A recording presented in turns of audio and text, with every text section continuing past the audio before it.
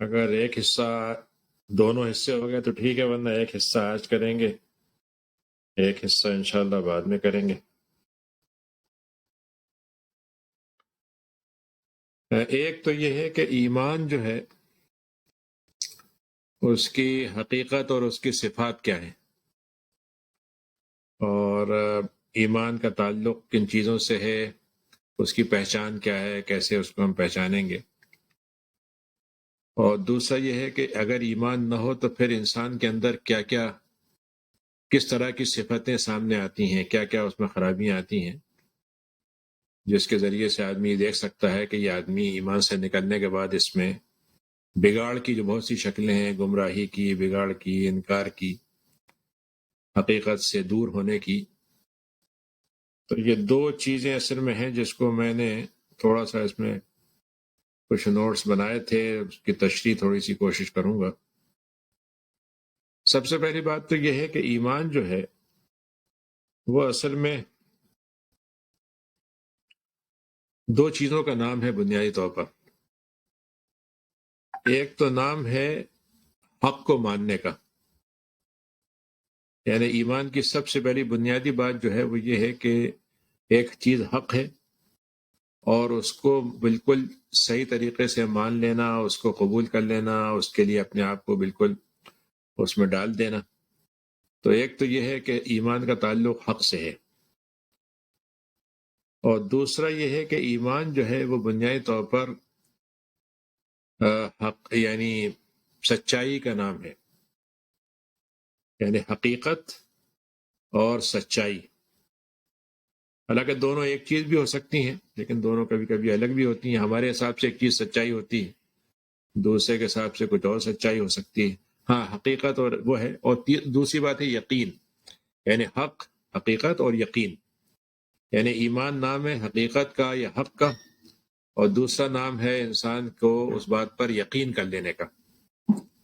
تو حق تو ہر وقت موجود ہے، حق کا تو کوئی مسئلہ نہیں ہے۔ اللہ تعالیٰ کی طرف سے جو حق آیا ہے وہ موجود ہے اپنی جگہ پر۔ ایمان کے ذریعے سے ہم اس کو مانتے ہیں اور ہم اس پر اپنے یقین کا اظہار کرتے ہیں۔ تو ایمان جو ہے وہ لفظ، اس کا جو روٹ ورڈ ہے وہ امن ہے۔ امن کا ایک مطلب تو ہوتا ہے جیسے آپ بھی کہیں کہ پیس، امن کے ساتھ رہنا، سکون کے ساتھ رہنا، خوف سے یا کسی قسم کی افراتفری سے بچ کے رہنا۔ اسی سے ایک اور لفظ بنتا ہے امان۔ امان کا مطلب یہ ہوتا ہے کہ کوئی آپ کو شیلٹر دے دے، پروٹیکشن دے دے،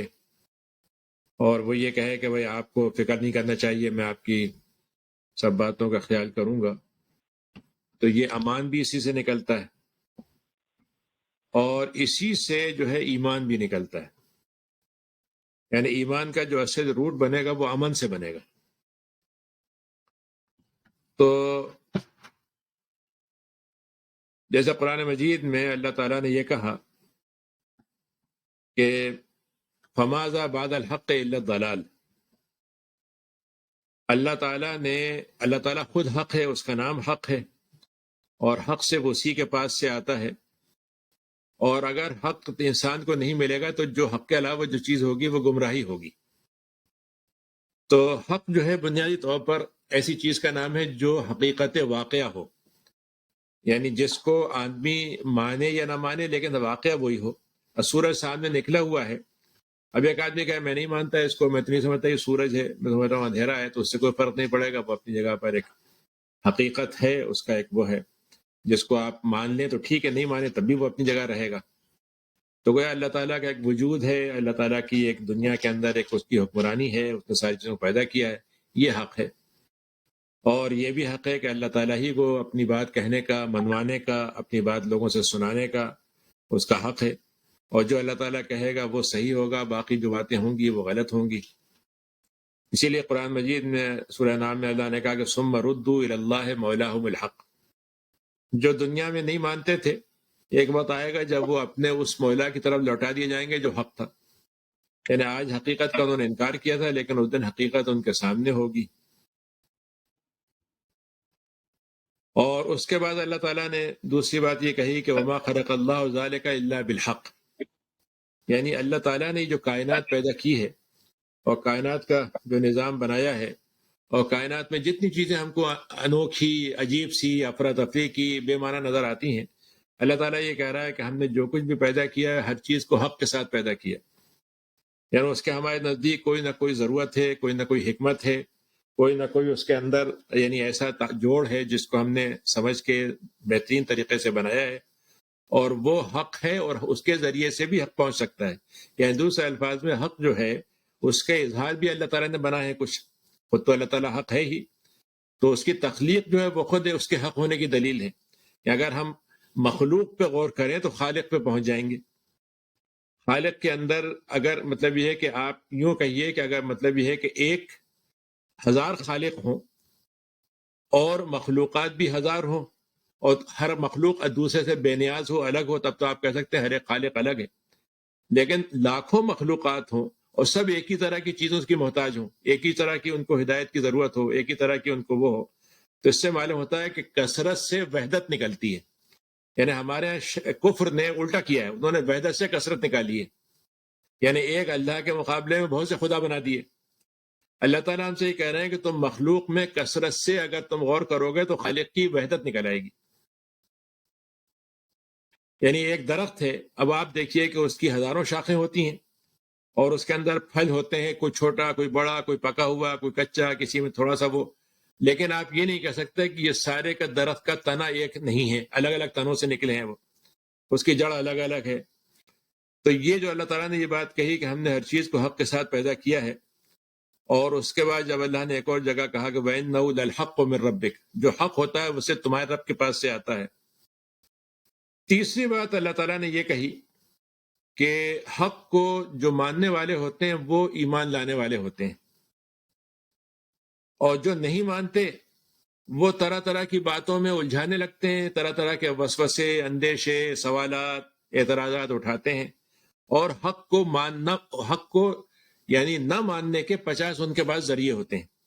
50 سبب ہوتے ہیں۔ تو اللہ تعالیٰ نے جیسا قرآن مجید میں کہا کہ فَهَدَى اللَّهُ الَّذِينَ آمَنُوا لِمَا اخْتَلَفُوا فِيهِ مِنَ الْحَقِّ، کہ اللہ تعالیٰ نے ایک علم دیا ہے، ایک ہدایت دی ہے، ایک طریقہ دیا ہے اور ایک حق دیا ہے، تو حق کو پانے والے وہ ہوتے ہیں جو ایمان لاتے ہیں۔ تو ان کے درمیان میں جو آپس میں اختلاف ہوتا ہے، جو آپس میں ایک دوسرے سے مطلب الگ الگ طرح کی باتیں کرتے ہیں، تو حق مل جانے کے بعد پھر ان کے اختلافات ختم ہو جاتے ہیں، ان کے اندر ایک یکسانیت اور ایک یکسوئی پیدا ہو جاتی ہے۔ پھر اس کو اللہ تعالیٰ نے یہ کہا کہ اللہ تعالیٰ کی طرف سے جب لوگ انکار کرتے ہیں، نہیں مانتے، تو ایک وقت ایسا آتا ہے کہ ہم ان کا انجام ان کے سامنے آ جاتا ہے، ان کے بری باتوں کا، اور اس سے اللہ تعالیٰ کی بات سچ ثابت ہو جاتی ہے۔ کذالک حقت کلمۃ ربک، یعنی اللہ تعالیٰ نے جو بات کہی ہے، جب وہ یہ کہتا ہے کہ کل تمہارے لیے خطرناک ہو سکتا ہے، اس بات کا انجام برا ہو سکتا ہے، تم ایسا کرو گے تو تمہیں بہت دن تک تم نہیں آزاد رہو گے، تو یہ سب باتیں ہم کلمہ حق کے ذریعے سے ایک انجام کی بات دکھا کر، ایک عذاب بھیج کر، ایک فیصلہ کر کے ہم اس کو ثابت کر دیتے ہیں کہ یہی حق تھا۔ پھر اس کے بعد اللہ تعالیٰ نے ایک اور بات یہ کہی کہ حق جو ہے وہ بنیادی طور پر صرف اس کا حق ہے کہ اس کے پیچھے چلا جائے، یعنی اس کو مانا جائے اور اس کو پیچھے چلا جائے۔ حق کو قطعاً، حق کے لیے ہم نے قطعاً یہ بات نہیں رکھی کہ حق مرضیوں پہ چلے، لوگ کے خواہشات پہ چلے، اور خواہشات کے مطابق جو بات ہو اس کو آدمی حق کہنے لگے۔ تو اللہ تعالیٰ نے کہا کہ وَلَوْ اتَّبَعَ الْحَقُّ أَهْوَاءَهُمْ لَفَسَدَتِ السَّمَاوَاتُ وَالْأَرْضُ، اگر یہ زمین میں جتنی چیزیں ہم نے بنائی ہیں لوگوں کی مرضی پہ چلتی، کسی کا دل چاہتا ہے کہ آج سورج نکلے، دوسرا کہتا نہیں نکلے، کسی کا دل ہوتا ہے کہ مطلب یہ ایسے کام ہو، یہ ایسے کام ہو، یہ پانی جو ہے وہ سونے کا کام کرنے لگے، سونا جو ہے وہ لوہے کا کام کرنے لگے، اگر ایسے کرنے لگیں، اور یہ کہ پھر انسان یہ کہے کہ بھائی ہم سارے راستوں سے کہیں سے بھی پہنچ جائیں گے خدا کے پاس، سارے راستے ٹھیک ہیں، سارے مذہب پہ عمل کر لیں، تو اللہ تعالیٰ نے کہا کہ خواہشات جو ہیں وہ ہم نے تمہاری بنائی ہیں، لیکن ہم یہ چاہتے ہیں کہ تمہاری خواہشات حق کے پیچھے چلیں اور حق کو مانیں۔ اگر وہ حق کو مان لیتی ہیں تو وہ خواہشات اچھی ہو جائیں گی اور تمہارے لیے نفع بخش ہو جائیں گی، لیکن اگر تم یہ چاہو کہ حق اپنی مرضی پہ چلاؤ تو اس سے بہرحال وہ حق نہیں رہے گا، وہ تمہاری اپنی خواہشات ہوں گی، وہ اس سے کوئی فرق نہیں پڑے گا۔ پھر اس کے بعد اللہ تعالیٰ نے ایک اور بات یہ کہی ہے کہ ہم نے جو یہ حق بنایا ہے، یہ ہم نے ایسے ہی نہیں ہے کہ بس ہم نے آپ نے خواب میں دیکھ لیا تو سمجھ میں آ گیا، آپ کو اچانک کوئی مطلب بات سوجھ گئی تو آپ نے کہا بھائی یہ بات جو کہہ رہے ہیں یہ حق ہے. نہیں، ہم نے اس کی اتنی مضبوط دلیلیں دی ہیں کہ انسان دلیل کا انکار تو کر سکتا ہے لیکن دلیل کو یہ نہیں کہہ سکتا کہ یہ دلیل نہیں ہے. یعنی دلیل کے بعد نہ مانے. بہت سے لوگ ہوتے ہیں آپ ہزاروں باتیں سمجھاتے رہیے، وہ کیسا ہم تو نہیں مانتے، بس ہم نے طے کر لیا کہ ہم نہیں کریں گے. تو اللہ تعالیٰ نے کہا کہ اولئک جعلنا لکم علیہم سلطان مبینہ، ہم نے وہ لوگ جو حق کے ساتھ کھڑے ہوتے ہیں ان کو اتنی اہم صلاحیت دی ہوتی ہے کہ وہ حق کی بات ان کی لوگ جو ہیں وہ اس سے ایسی دلیلیں ہوتی ہیں، ایسے ثبوت ہوتے ہیں، ایسا ان کا انداز ہوتا ہے. یعنی حق کے ماننے والے کی زندگی الگ طرح کی ہوتی ہے، اس کا کردار الگ ہوتا ہے، اس کا طرز الگ ہوتا ہے. تو یہ ایسی دلیلیں ہم نے ان کے لیے بنا دی ہیں جس سے کوئی آدمی اگر دیکھنا چاہے تو وہ حق کی صلاحیت اور حق کی قوت اور طاقت کو پہچان سکتا ہے. پھر اس کے بعد اللہ تعالیٰ نے ایک بات یہ کہی ہے کہ دنیا میں ہم نے یہ تو موقع دے دیا ہے کہ انسان چاہے تو کفر اختیار کرے، چاہے تو یعنی جیسے کہیے کہ ایمان کی راہ اختیار کر لے. یہ ہم نے اختیار دیا ہے کیونکہ جب آزادی دی ہم نے چوائس کی، تو چوائس میں تو انسان کو مرضی ہے کہ وہ چاہے تو چنے چاہے نہ چنے. قرآن نے کہا ہے جس کا دل چاہے ایمان لے آئے، جس کا دل چاہے نہ لائے. لیکن اس کا یہ مطلب نہیں ہے کہ آپ نے جو چن لیا وہ اپنی جگہ پر حق بھی ہے. یعنی اگر میں نے 2-4 قسم کی دھاتیں رکھی ہیں اور میں نے کہا بھائی آپ اس میں سے چن لیجئے، اور 3 دھاتوں میں کچھ سونے کی ہیں کچھ سونے کی نہیں ہیں، کچھ سونے جیسی ہیں اور کچھ سونا ہے، تو آپ چن لیجئے. اب میں نے مطلب یہ کہ ایک چمکتی ہوئی چیز کو چن لیا، میں نے کہا بھائی چونکہ میں نے چنا اس کو سونا بنا دیجئے، آپ سونا کہیے اس کو سونا ہے یہ. تو سونا تو اس وقت ہوگا جب واقعی وہ سونا ہوگا، یعنی میرے چننے سے فرق نہیں پڑے گا. تو اللہ تعالیٰ نے اس میں ایک بات یہ کہی ہے کہ ہم نے یہ طے کیا ہے کہ ہم کائنات میں دنیا کے اندر جو نظام بنایا ہے آخرت میں تو فیصلہ کریں گے، لیکن ہم دنیا کے اندر حق اور باطل کا ایک ٹکراؤ کروائیں گے. حق اور باطل کا دلیلوں کے ذریعے سے ٹکراؤ ہوگا. حق اور باطل کا جو ماننے والے ہیں ان کا ایک دوسرے کے مقابلے میں اپنے بات پہ جمنے کا ہوگا، اپنی بات کے لیے قربانی دے کر کھڑے ہونے کا ہوگا، اور ہم یہ ثابت کر دیں گے لِيُحِقَّ الْحَقَّ وَيُبْطِلَ الْبَاطِلَ. ہم یہ چاہتے ہیں کہ حق حق ہو کر سامنے آ جائے اور باطل کھل کر سامنے آ جائے. باطل کا باطل ہونا دنیا کے اندر ظاہر ہو جائے، پھر کوئی پکڑے رہے اس کا مسئلہ ہے، لیکن وہ یہ نہیں کہہ سکتا کہ صاحب بات یہ ہے کہ میں نے تو جو 1000 سال سے مانتا چلا رہا ہوں کہ بہت سے خدا ہیں تو اب آج حق ہو گیا. یعنی آج کل ایک حوالہ بہت دیتے ہیں صاحب یہ تو پرسوں سے چلی آ رہی ہے بات، یہ تو ہزاروں سال سے ایسا ہوتا آ رہا ہے. تو ہزاروں سال سے ہونا جو ہے وہ حق ہونے کی دلیل نہیں ہوتا. یعنی اس کو آپ یہ نہیں کہہ سکتے کہ مطلب یہ کہ اگر فرض کیجئے کہ 1000 سال پہلے لوگ جو تھے وہ سمجھتے تھے کہ درخت جو ہوتا ہے وہ مطلب یہ ہے کہ اس کو فلاں چیزیں جو ہیں فلاں دیوی دیوتا اس کو پروان چڑھاتے ہیں اور ہم مانتے چلے آ رہے ہیں تو اس سے کوئی فرق پڑ جائے گا، یہ نہیں ہوگا. تو اللہ تعالیٰ نے یہ کہا کہ ہم نے یہ طے کیا ہے کہ ایک تو ہم حق اور باطل کے درمیان میں جو کشمکش ہوگی وہ کشمکش کو ہم ہونے دیں گے، لیکن ہم اس کشمکش میں حق کو ثابت کرائیں گے. تیسرے نمبر، اور اس کے بعد اللہ تعالیٰ نے آگے ایک بات یہ کہی کہ حق جو ہے بنیادی طور پر اس کا یہ حق ہے کہ وہ غالب ہو. یعنی جو چیز اپنی جگہ پر درست ہے، یعنی اب ایک آدمی ہے مثلا گھر ہے اس کا، دوسرے نے قبضہ کر لیا، 50 سال تک قبضہ ہوتا رہا، لیکن 50 سال کے بعد عدالت نے فیصلہ کیا نہیں صاحب یہ گھر تو اس آدمی کی ملکیت تھا. تو 50 سال تک سے پہلے بھی وہ حق تھا، لیکن وہ حق جو ہے اس حق کو مان لیا گیا یا منوا لیا گیا. تو اللہ تعالیٰ نے یہ کہا کہ هو الذي ارسل رسوله بالهدى ودين الحق ليظهره على الدين كله.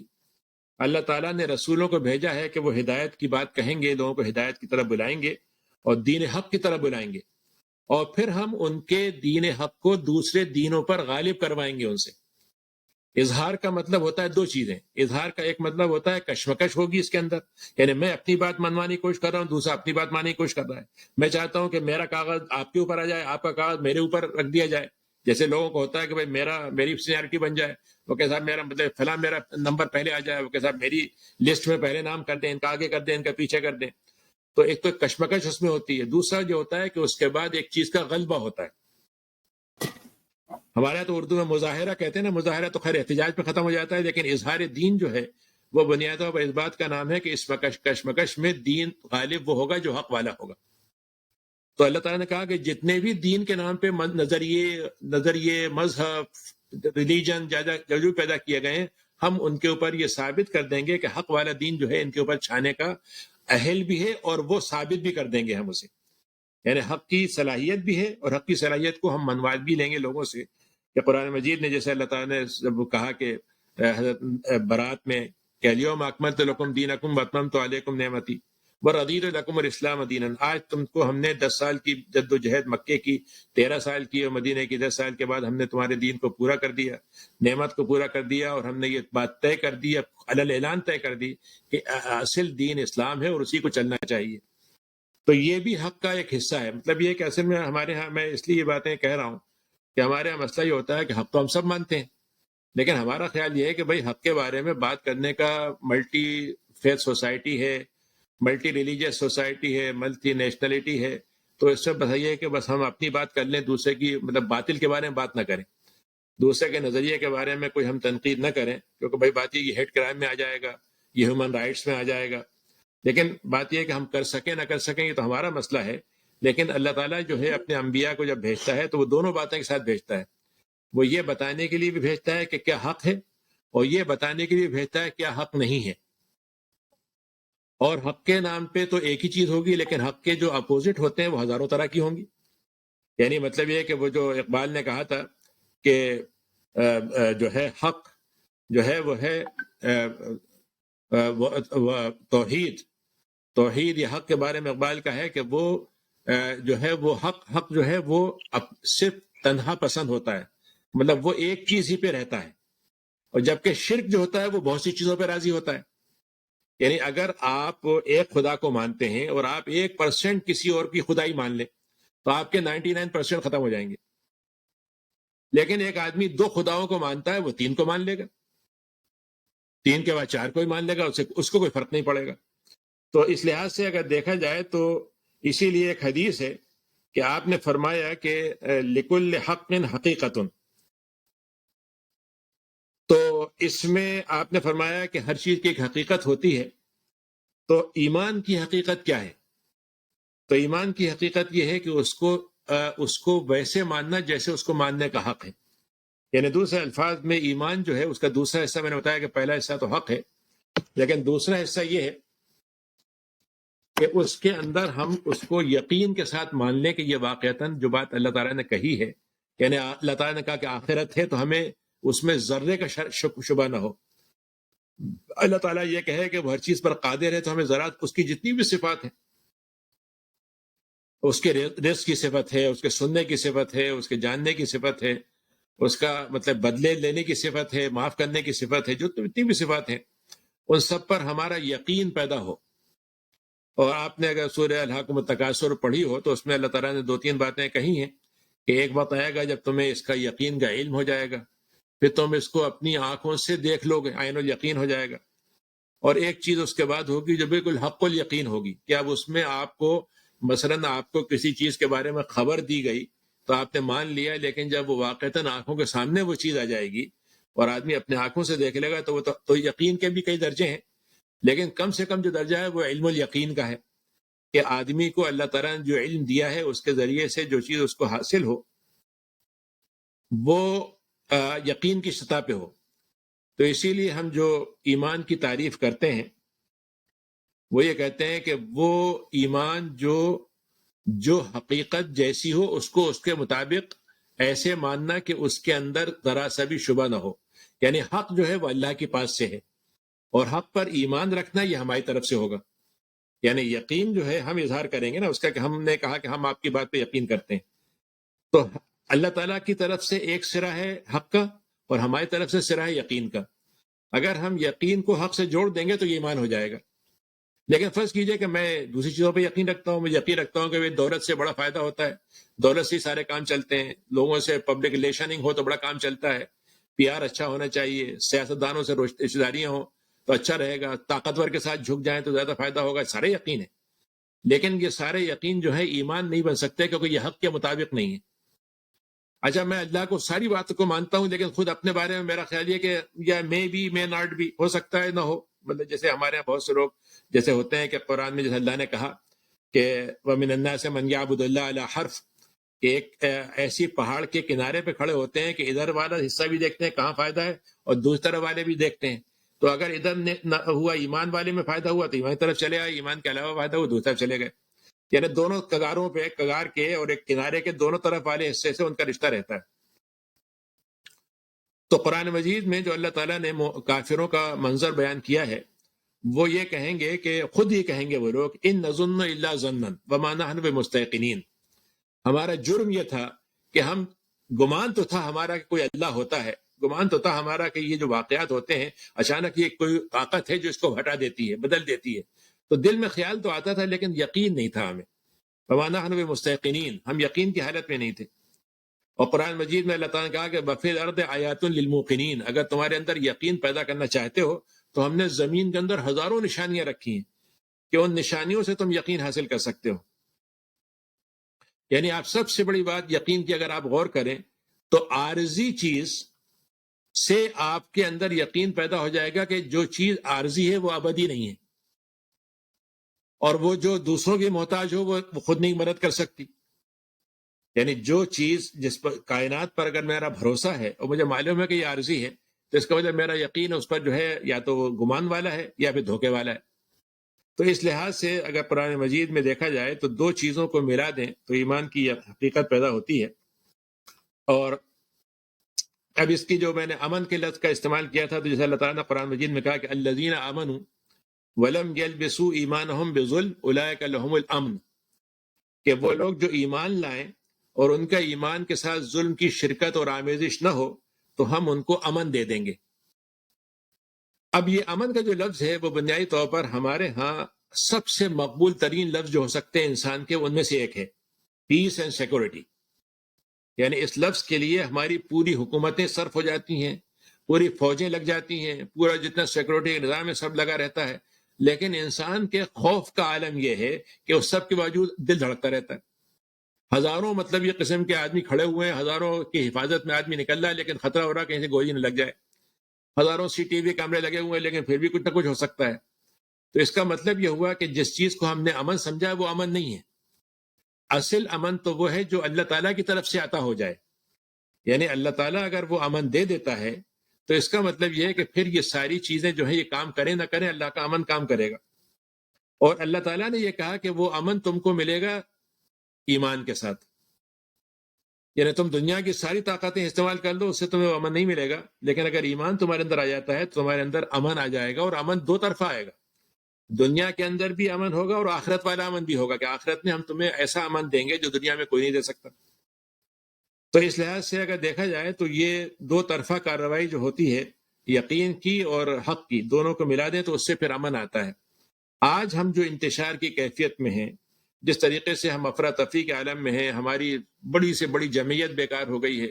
بڑے سے بڑے ہمارے پاس ریسورسز بیکار ہو گئے ہیں، آپ اس میں دیکھیے کہ انتشار، انارکی اور بے امنی، یعنی جو مظلوم ہے وہ تو بیچارہ اپنی جگہ پہ ہو رہا ہے لیکن ظالم بھی اپنی جگہ پہ ڈرا ہوا ہے، اس کی حالت بھی خراب ہے، اندر سے وہ بھی سہما ہوا ہے۔ تو اس کی وجہ کیا ہے؟ اس کی وجہ یہ ہے کہ چونکہ امن کو ہم نے مادے سے جوڑ دیا اور اللہ تعالیٰ سے کاٹ دیا، نتیجہ یہ ہوا کہ قرآن مجید میں اللہ تعالیٰ نے یہ کہا کہ جب یعنی آمنہم من جو اطعمہم من جو وآمنہم من خوف، کہ یہ اللہ تعالیٰ ہے جو امن دیتا ہے۔ تو مکے کے لوگوں کو اللہ تعالیٰ نے احسان جتایا تھا کہ دیکھو تم کفر کی حالت میں تھے لیکن ہم نے تمہیں مکے میں حرام والے شہر کے اندر تمہیں دو چیزیں دی کہ تمہیں خوف سے بچا لیا اور تمہارے لیے مطلب یہ کھانے پینے کا انتظام کر دیا۔ خوف کا عالم یہ تھا کہ آپ سوچئے کہ قبیلہ مکے کا اگر ذرا سا اپنے حدود حرم سے باہر نکل جائے تو کوئی بھی ان کے ساتھ کچھ کر سکتا تھا، لیکن حدود حرم میں کوئی نہیں کر سکتا تھا۔ بڑے سے بڑا طاقتور آ جائے تو وہ ابرہا آیا تو کیا اس کے ساتھ حشر ہوا۔ تو اس لحاظ سے اگر دیکھا جائے تو یہ ایمان کے ساتھ امن بھی جڑا ہوا ہے اور امان بھی جڑی ہوئی ہے۔ امان کا مطلب یہ ہوتا ہے کہ آپ کو شیلٹر دے دیا، آپ کو پروٹیکشن دے دیا، آپ کو ایک اسٹیٹس دے دیا، تو وہ اسٹیٹس کاغذ ہے، کاغذ کو اگر حکومت دے دے اور اس کو نہ مانے بعد میں، کاغذ کی کوئی اہمیت نہیں رہتی، جیسے آج کل ہوتا ہے بہت سے ملک ہوتے ہیں آپ کو مطلب شہریت دے دی، بعد میں انہوں نے اس کو کینسل کر دیا، بعد میں اس کے اندر مطلب نئی تبدیلیاں کر دی، ریسٹرکشن لگا دی۔ تو اللہ تعالیٰ کی طرف سے یہ امان اور ساری چیزیں جو ہیں یہ جڑی ہوئی ہیں حق کے ساتھ اور یقین کے ساتھ، اور اسی کو ہم توحید بھی کہتے ہیں۔ یعنی توحید جو ہے بنیادی طور پر اسی چیز کا نام ہے کہ ہم ایک ہی ذات کے لیے یہ ساری صفتیں رکھتے ہیں اور ایک ہی ذات پر ہم یقین رکھتے ہیں، اور اس کے خلاف جو چیز ہوگی اس کے آپ 50 نام رکھ دیجئے، بنیادی طور پر اس کا نام انکار کفر رکھ دیجئے، اس کا نام الحاد ایتھیزم رکھ دیجئے، آپ اس کا چاہیے تو شرک رکھ دیجئے، یہ ساری چیزیں ہیں۔ یعنی ان سب میں اگر دیکھا جائے تو مثلا جیسے مشرک ہے مجھ سے کہ کہتا ہے اللہ میاں آپ کو کچھ حق تو دے رہا ہوں نا میں، تو آپ اسی پہ راضی رہیے. بھلے عیسائی اگر یہ کہے گا میں 3 خداؤں کو مانتا ہوں تو اللہ میاں کو بھی تو مان رہا ہوں نا میں، تو کم سے کم اتنے پہ تو آپ راضی رہے نا. مطلب ہمارے ہاں جب کوئی آدمی مطلب یہ کسی کو مطلب گھر میں کوئی آدمی بوڑھا ہو جائے یا وہ ہو جائے تو ایک آدمی کہے گا بھائی دیکھیے آپ کا ہم کھانا پینا تو انتظام کر لیتے ہیں، تو آپ پریشان کیوں ہوتے ہیں، اسی کا آپ کے لیے مطلب یہ کافی ہو جانا چاہیے. تو اللہ تعالیٰ نے حدیث میں فرمایا کہ انا اغنى الشرکاء، میں ایسا عجیب میرا معاملہ ہے کہ میں سب کے لیے جو کچھ مانگ لو سب دینے والا ہوں، لٹانے والا ہوں، لیکن ذاتی حیثیت میری یہ ہے کہ اگر ایک آدمی میری ذات پر اس ایک چیز کو بھی ذرے کے برابر بھی مجھ سے لے لے تو میں سب سے بے نیاز شریک ہوں. یعنی بے نیاز کا مطلب یہ کہ اگر یہ کہے کہ اللہ میاں 99 آپ کو دے رہے ہیں، صرف ایک دوسرے کو دے رہے ہیں، تو اللہ تعالیٰ کہے گا یہ 99 اسی کو دے دو، مجھے نہیں چاہیے. تو یہ گویا ایمان کا بنیادی طور پر جو ہے وہ حصہ ہے. اور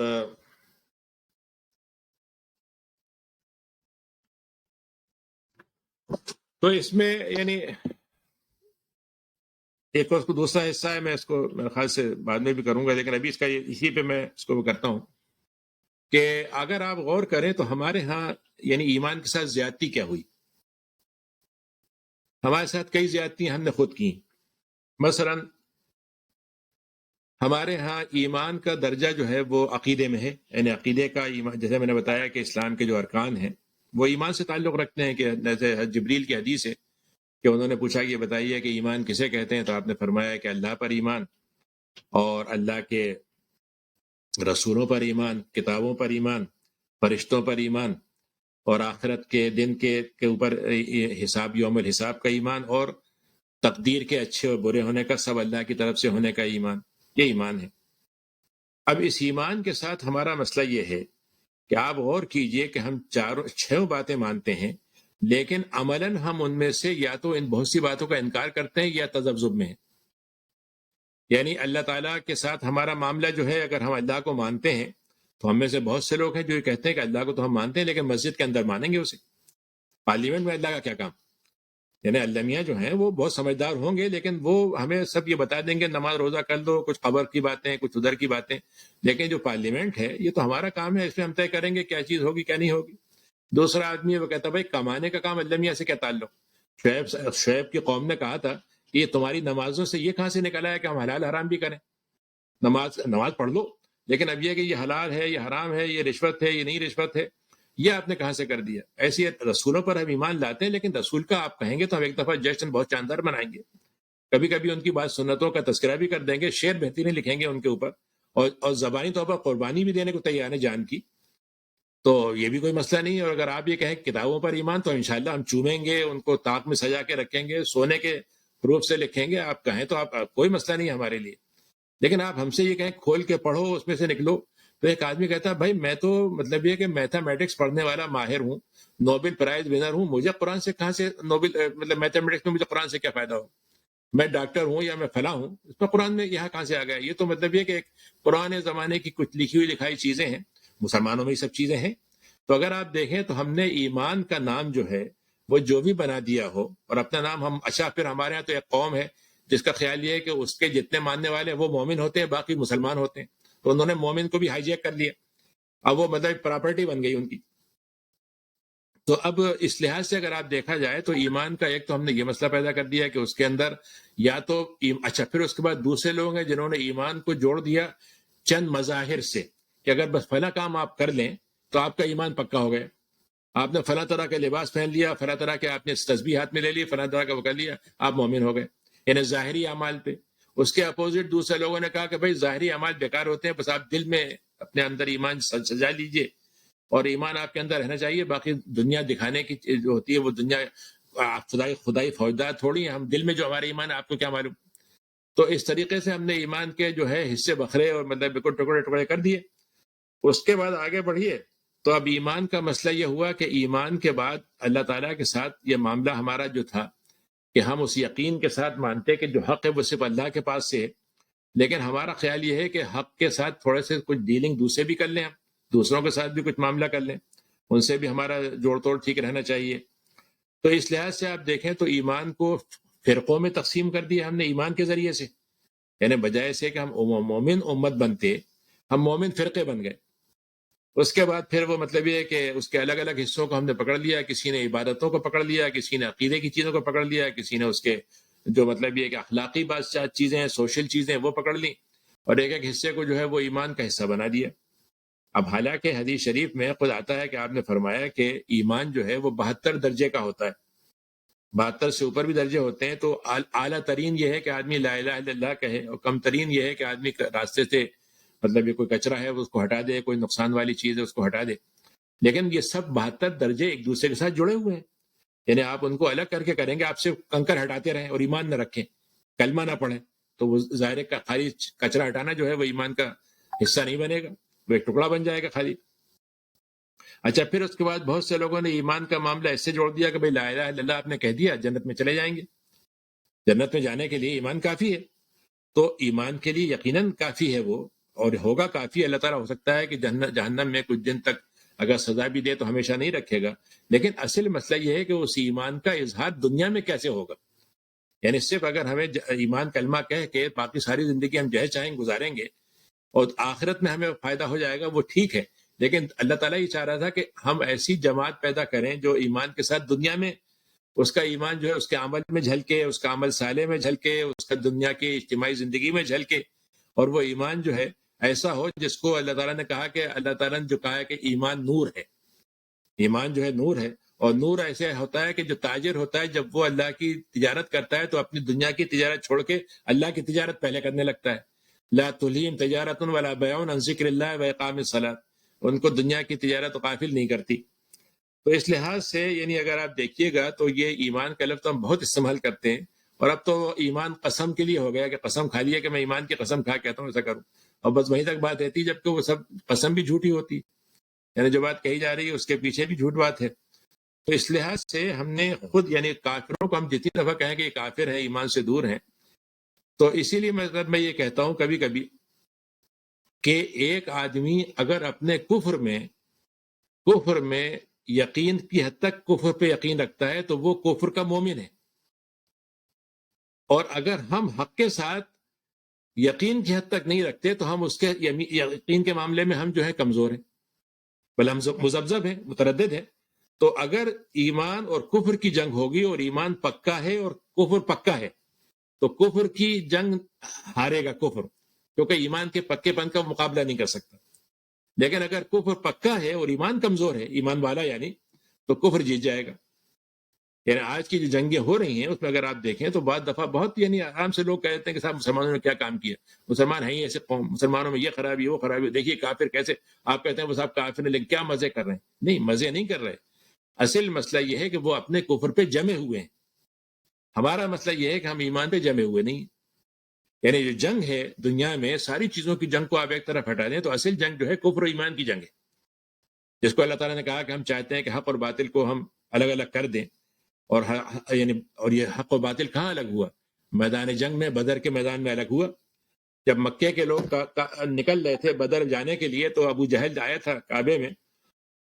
اور اس نے کہا کہ اللہ میاں جو ہم میں سے حق پر ہو اس کو آپ فتح دیجئے گا. جی،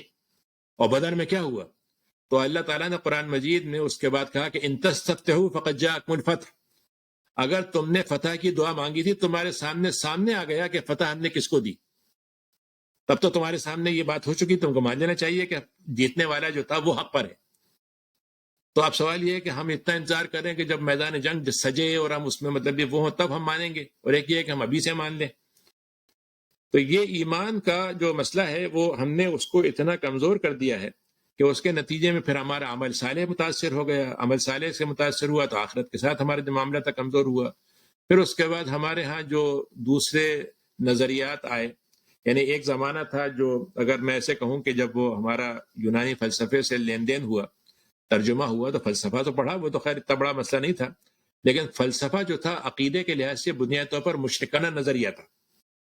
یعنی یونانی فلسفی جو تھی وہ شرک پر قائم تھی. تو اس زمانے میں جن علماء نے اس فلسفے کا مقابلہ کیا، جیسے امام غزالی ہیں، ابن تیمیہ ہیں اور دوسرے لوگ اس سے پہلے تھے، انہوں نے اسی لیے شرک کے خلاف بہت لکھا، یونانی فلسفے کے خلاف بہت لکھا، کیونکہ ایمان کے لیے توحید ضروری تھی اور فلسفے کو ماننے کے لیے شرک ضروری تھا. تو انہوں نے دو بات کی، ایک تو یہ کہ فلسفے پہ تنقید کی، اور دوسرا فلسفے کو بدل کر اس کو بھی ایمان والا بنا لیا. یعنی عقل کا استعمال کر کے اسلامیات کی جو باتیں تھیں ایمان کی، وہ عقل کے ذریعے سے ثابت کر دی انہوں نے. اسی لیے ہمارے علم الکلام ہم نے ایجاد کیا. آج کے زمانے میں جو مغربی مطلب ایک نظریہ ہے، وہ بنیادی طور پر ملغوبہ تو ہے بہت سی چیزوں کا، لیکن جو اس کا خلاصہ ہے وہ یہ کہ خدا کی کوئی ضرورت نہیں ہے، مانے نہ مانے کوئی فرق نہیں پڑتا. تو عملاً جو ہے اس وقت کا جو نظریہ ہے وہ تو خدا کے انکار کا ہے، یعنی تھوڑا سا انکار یا بہت سا انکار، یا قول میں نہ صحیح لیکن عمل سے انکار. تو آج کا جو علم الکلام ہے بنیادی طور پر جو ہمارے یہاں ہونا چاہیے تھا، وہ شرک کے مقابلے کا نہیں تھا، بلکہ خدا کے اس بات کا، خدا کو ثابت کرنے کا، اور خدا کی توحید کو ثابت کرنے کا، اور جتنے نظریات ہیں ان کی نظریات کی غلطی کو ثابت کرنے کا. لیکن ہمارے یہاں مشکل یہ ہے کہ جو ہمارے مطلب یہ کہ دینی مدارس ہیں، وہ ابھی تک وہ یونانی فلسفے کا رد لکھتے رہتے ہیں، اسی پہ زیادہ بحث ہوتی رہتی ہے. اور جو ہماری جدید تعلیم یافتہ لوگ ہیں، ان کو ان چیزوں سے کوئی دلچسپی نہیں. ان کا تو خیال یہ ہے کہ مغرب جو ہے وہ ہمارا امام ہے، تو اس کے یہاں سے جو کچھ بھی ہمارے پاس آئے گا ہم تو اس کو لے لیں گے، آمنا و صدقنا کہہ کے. یعنی ایک بہت بڑے تھے، عالم تھے، لیکن تھے نابینا، طہ حسین نام تھا ان کا، مصر کے، اور بہت انہوں نے پی ایچ ڈی کیا تھا فرانس کی ایک یونیورسٹی سے، اور وہیں ایک فرانسیسی خاتون سے شادی بھی کی تھی، اور بہت بڑے ادیب تھے عربی کے، ازہر سے بھی حالانکہ پڑھا تھا، لیکن بعد میں جب فرانس سے آئے تو ان کا ذہن جو تھا بدل گیا تھا خاصا، اور وزیر تعلیم بنائے گئے تھے جمال عبد الناصر کے زمانے میں. تو انہوں نے ایک کتاب لکھی تھی، اس کتاب میں انہوں نے یہ لکھا تھا کہ بھائی ہم کو مغرب سے یہ نہیں ہے کہ صرف اچھی چیزیں لینا ہے، بلکہ ہم کو جو بھی ہے ان کے پاس سے، اچھا ہو یا برا، سب لے لینا چاہیے.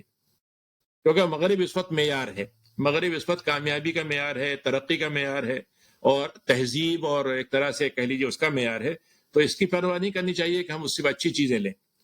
تو اب اس وقت صورتحال یہ ہوئے کہ اہل ایمان جو ہیں وہ ایمان اپنا بچا لیں تو بڑی بات ہے. مثلا اسی میں ہم پڑے ہوئے ہیں کہ ایمان کیسے بچائیں، لیکن جو اصل کام تھا وہ تو یہ تھا کہ ایمان کو نہ صرف یہ کہ بچائیں، بلکہ دوسرے لوگوں کو ایمان کو بتائیں. اور اس کے لیے ظاہر ہے کہ ہمیں دینی لحاظ سے بھی ایمان کو بتانا ہوگا، آج کی زبان میں فلسفے کے لحاظ سے، سائنس کی زبان میں بات کرنا ہوگا، اور اس کے ذریعے ثابت کرنا پڑے گا کہ سائنس جو ہے وہ بھی مطلب ایمان کو ثابت کرتی ہے. اور ان چیزوں کو اگر ہم لیں گے تو یقیناً ہمارے ایمان میں خود تازگی بھی پیدا ہوگی، اور اس کے اندر ہمیں حق کے ساتھ کھڑے ہونے کا حوصلہ پیدا ہوگا. اور حقیقت یہ ہے کہ اگر دیکھا جائے تو باطل کتنا بھی کچھ کر لے، اللہ تعالیٰ نے جب مثال دی ہے کہ باطل کتنا بھی کچھ کر لے وہ مکڑی کے جالے سے زیادہ نہیں ہے، یعنی اس کے اندر خود صلاحیت نہیں ہے بڑھنے کی. مغرب کی کامیابی صرف اس لیے ہے کہ حق والے کمزور ہیں. یعنی حضرت علی ابن ابی طالب جو تھے، حضرت معاویہ سے ان کی لڑائی ہوئی ہے، بہرحال ایک الگ ایشو ہے، لیکن ہوا یہ تھا کہ مغرب یعنی ان کے ایک ساتھی نے شکایت کی اور یہ کہا کہ دیکھیے حضرت معاویہ کے جو ساتھی ہیں وہ تو بہت ہی یعنی چست ہیں، بڑے ساتھ امام کی بڑی اطاعت کرتے ہیں اور قربانی دینے کو تیار رہتے ہیں. ہمارے ہاں آپ اتنے بڑے نبی کے ساتھ داماد اور اتنے بڑے خلیفہ، لیکن آپ کے ماننے والے بڑے کمزور. تو انہوں نے ایک جملہ کہا تھا، انہوں نے کہا کہ یہی مسئلہ ہے کہ تم حق پر ہو لیکن تم کمزوری کے ساتھ حق پر ہو. وہ غلطی پر ہیں لیکن وہ غلطی کے ساتھ جمے ہوئے ہیں.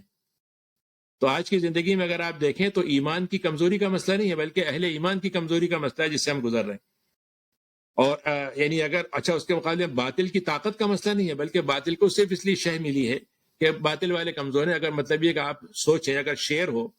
جنگل کا ایک شیر، اور جنگل میں ہزاروں قسم کے جانور ہو تو سب اسے ڈرتے پھریں گے، لیکن آپ شیر کو ہاتھ پیر باندھ کے ایک تاری ڈال دیجئے اور وہ دہڑتا رہے تو ایک چھوٹی سی چڑیا بھی اس کے سامنے سے مطلب ڈر کے نہیں گزرے گی، اس کا معلوم ہے کچھ بھی نہیں کرے گا. تو وہی عفت اسلام کا حال ہو گیا ہے. تو اس میں جو مطلب یہ کہ یعنی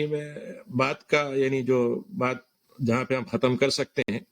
وہ یہی ہے کہ ایمان کی دونوں کیفیتوں کو ہمیں پورے حقیقت کے ساتھ سمجھنا ہوگا کہ اللہ تعالیٰ نے جو حق کہا ہے تو وہ حق کیا ہے، اور کیسے اس کو حق مانے، ہم کیسے ثابت کریں، اور ہمارا جو یقین ہے وہ کس طریقے سے یقین کے درجے میں پہنچے، اور ہم اس کے بعد پھر ایمان کی دونوں کیفیتوں کو جمع کر کے کیسے ایمان کو جو بھی اللہ نے ہمیں صلاحیتیں دی ہیں، جو بھی موقع دیے ہیں، کس طریقے سے اس کو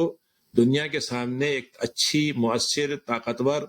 اور ایک صحیح انسان کے لیے متبادل بنانے کے لیے اپنی کوششیں کریں. یہ چیز اگر ہوتی ہے تو پھر ہمارے اندر جو بہت سے جھگڑے پیدا ہو گئے ہیں، جو بہت سے اختلافات ہو گئے ہیں، بہت سے فرقوں میں ہم تقسیم ہو گئے ہیں. دیکھیے جب پانی جو ہے جمع رہتا ہے تو پانی کے اندر پھر کائی بھی ہو جاتی ہے، پھر اس کے اندر کچرا بھی آ جاتا ہے، پھر بو بھی آ جاتی ہے. لیکن اگر پانی ہلچل مچاتا رہے گا اور پانی جو ہے بہتا رہے گا تو اس کے اندر چیزیں جو ہیں وہ خرابی کے کم ہوں گی اور اس کے اندر ہوگا. تو آج جو مطلب مسئلہ ہوا ہے وہ یہ ہے کہ آپ کے پاس اور ہمارے پاس چند 15-20 مسئلے ہیں جس میں ہم پوری امت اسی میں صرف ہو جاتی، کبھی حل ہو کے بھی نہیں دیتے وہ. لیکن اگر ہم اپنے اصل مشن کی طرف آئیں تو پھر اس کے بعد اس میں، اسی لیے آپ دیکھیے کہ صحابہ میں کوئی ایسا نہیں تھا کہ وہ لوگ اختلاف نہیں رکھتے تھے، یا ان میں مزاج کا اختلاف نہیں تھا، طبیعتوں کا نہیں تھا، ایک دوسرے سے وہ نہیں، سب کچھ تھا. لیکن چونکہ وہ ایک مشن کے ساتھ جڑ گئے تھے تو وہ چھوٹی چھوٹی چیزیں پھر ان کے لیے اہم نہیں رہ گئی تھیں. تو ایمان کو ہم جب یہ کہتے ہیں کہ ہمارا رکن ہے، ہماری ایمان کا حصہ ہے اور ہمیں یہ کرنا چاہیے، تو واقعتاً ہمیں اس کے لیے ان چیزوں کو سمجھ کر اور اس سے یکسو ہو کے نکلنا چاہیے. تو یقیناً پھر یہ ایمان جو ہے یہ ہمارے لیے اور سب کے لیے ایک بڑا مفید عنصر بنے گا. تو آج کا ایک حصہ تو یہی ہے. انشاءاللہ اس کا اپوزٹ ایمان کا کیا ہے اور اس کی صفات کیا ہیں، اس پہ انشاءاللہ اگلی دفعہ بات کریں گے. جزاک اللہ خیر ڈاکٹر صاحب، جزاک اللہ. تو کوئی کوشچن کرنا ہے تو آپ مائک بے شک اپنے